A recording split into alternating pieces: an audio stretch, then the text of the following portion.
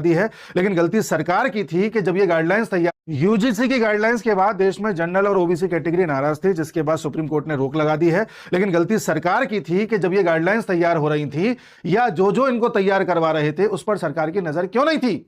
धर्मेंद्र प्रधान जी क्या कर रहे थे? और आप जानकर के हैरान होंगे कि यूजीसी की गाइडलाइंस का ड्राफ्ट तैयार करवाने में एक अहम भूमिका निभाई है इंदिरा जयसिंह नाम की लॉयर ने, एडवोकेट ने।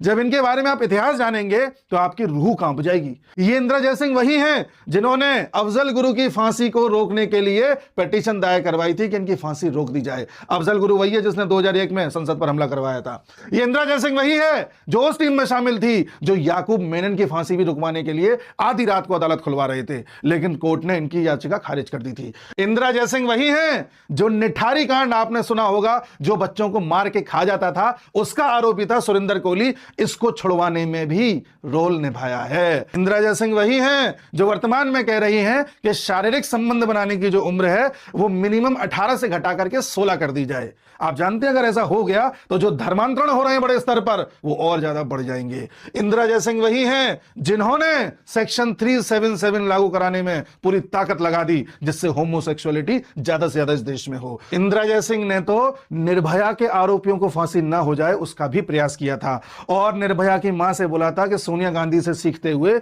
आरोपियों को क्षमा कर दो जिससे इन्हें फांसी ना हो जाए। तब निर्भया के पेरेंट्स ने गुस्सा निकालते हुए कहा था कि हाउ डेयर कि इंदिरा जयसिंह ऐसा सजेशन दे रही हैं। और निर्भया कांड तो हम सबने सुना है कि 2012 में किस तरह से दिल्ली की एक बस में 23 साल की लड़की के साथ बर्बरता की गई थी, जिसके बाद उसकी डेथ हो गई थी। ऐसे आरोपियों की फांसी को भी बचाने का प्रयास कर रही थी इंदिरा जयसिंह। और इंदिरा जयसिंह को तो सोनिया गांधी जैसे लोग भी पसंद करते थे। सोनिया गांधी ने इंदिरा जयसिंह को 2009 से 2014 तक एडिशनल सॉलिसिटर जनरल बना के रखा था। फिर 2014 में मोदी सरकार ने हटाया था इंदिरा जयसिंह को, हमें ये नहीं चाहिए। और इंदिरा जयसिंह जैसे लोग एक एनजीओ भी चलाते हैं जिसका नाम है लॉयर्स कलेक्टिव।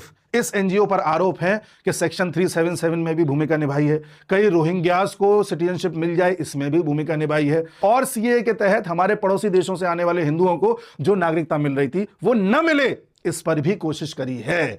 और सबसे बड़ी बात, इस एनजीओ को 2007 से 2014 के बीच 32 करोड़ रुपए की फॉरेन फंडिंग प्राप्त हुई है, विदेशी पैसा प्राप्त हुआ है। और सबसे ज्यादा पैसा ओपन सोसाइटी फाउंडेशन जो कि जॉर्ज सोरोस की है और फोर्ड फाउंडेशन से प्राप्त हुआ है। ये सब डीप स्टेट का हिस्सा है।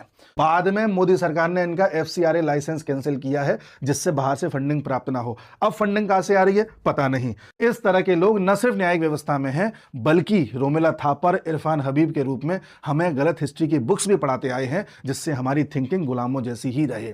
यूजीसी की गाइडलाइंस के बाद